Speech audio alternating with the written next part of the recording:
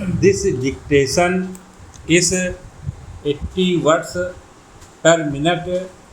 Please like, share and subscribe. Ready. The Planning Commission has made various estimates about our resources, and they are based on a great deal of thinking and calculation. Nevertheless, they depend on so many uncertain factors. A person who is more optimistically inclined may make a better estimate, better in the sense of more hopeful estimate, while a pessimist may make a less hopeful estimate. Nobody can challenge it. For my part, I have an invincible feeling that in the final analysis, the resources of India are considerable in our people's capacity, ability, and energy, and the question arises how to reach them and how to tap them to the best advantage.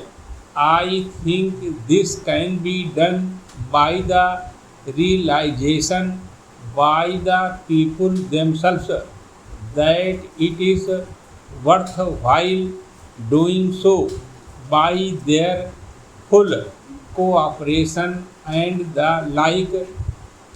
It can never be done by government decree or by an order from above.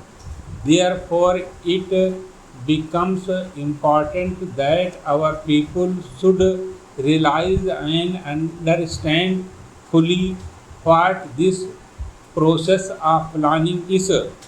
Therefore, we tried to a considerable extent to get the cooperation of as many people as possible, even at the district level.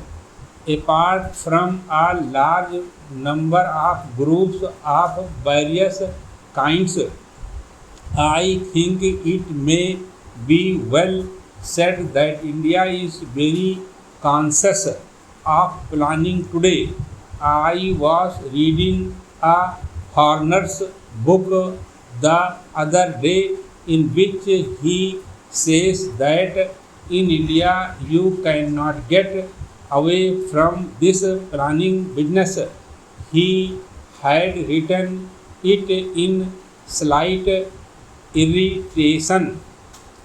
Whatever you talk about, somehow they lead you to the question of planning as though everything depended on planning everywhere.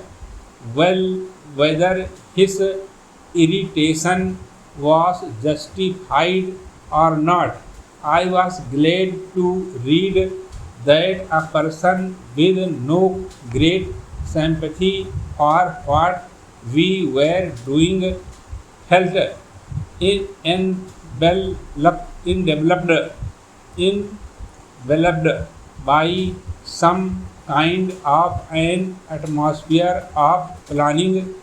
Everybody can talk of planning. Of course, everybody who talks of planning may know very little about planning. That is not the point, but it is true that India is very much planning conscious, and I think it is a great gain. When I say planning conscious, I mean, of course, planning conscious in the democratic structure that we process. That is, we are proceeding with democratic planning.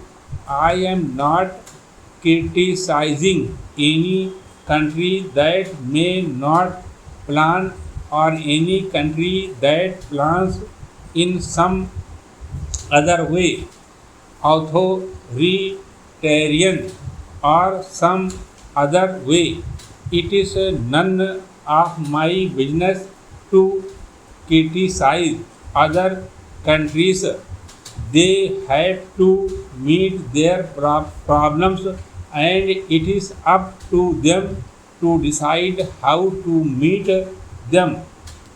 They can judge their own people, but so far as we are concerned in this country, people believe that we should endeavor to plan by the democratic method. Planning in a small way has often been done and is often done elsewhere. Planning in a really big way has thus far only been done more or less by the authoritarian approach, and the question arises how far a non authoritarian and democratic approach can succeed in this kind of planning. I believe it can, and not only that, I believe it can ultimately succeed better, not perhaps in yielding such great results quickly, but in laying a surer foundation and more effective foundation, not only for planned growth but for the type of society which we wish to develop in this country. Para. Now we talk about the future in terms of socialist pattern of society, and that can be interpreted in a variety of ways. I would beg this house to try to consider these great problems without using, as far as possible, words which have an emotional connection, because then it becomes a little difficult for us to argue about the real thing. We want a society in this country where there is equality, where there is social toleration, where there are no firm classes separated from each other, and where there is opportunity for every single individual. Naturally, how far an individual takes advantage of that opportunity depends a great deal on that individual, on his physical or mental or spiritual or whatever it is make up, because everybody is not alike. It is obvious that everybody is not either mentally or physically alike, but we should always ensure the same measure of opportunity to everyone. Now, it is not enough to say that we shall ensure the same measure of opportunity.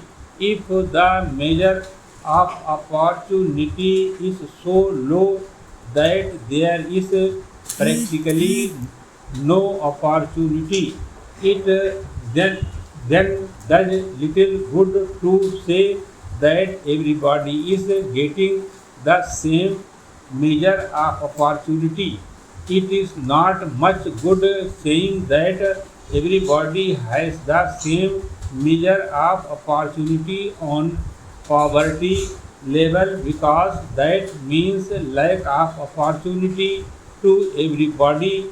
Therefore, in order to give that opportunity, we have to have something to give.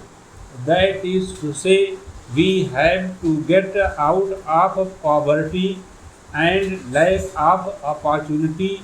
We have to produce wealth because only out of that can we produce the things that are necessary for people to have that opportunity we crave, we crave for. So it comes around to our producing the things that we require. When we use the word wealth, of course, there is no significance except in regard to the physical things that we require, whatever we may require, whether it is food or clothing or housing or hundreds and thousands of other things that are necessary.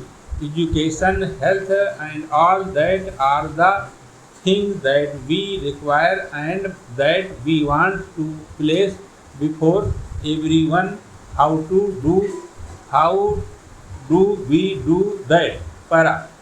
There was considerable argument about a year ago about what was called physical planning and financial planning, as if there was an inherent contradiction between the two. Many people thought that the use of this term physical planning was dangerous and was meant in to turn our approach in a wrong and harmful direction.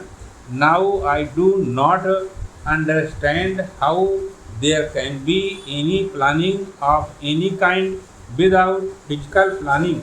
Obviously, whatever you may plan, you have to plan for the goods, you have to plan for food.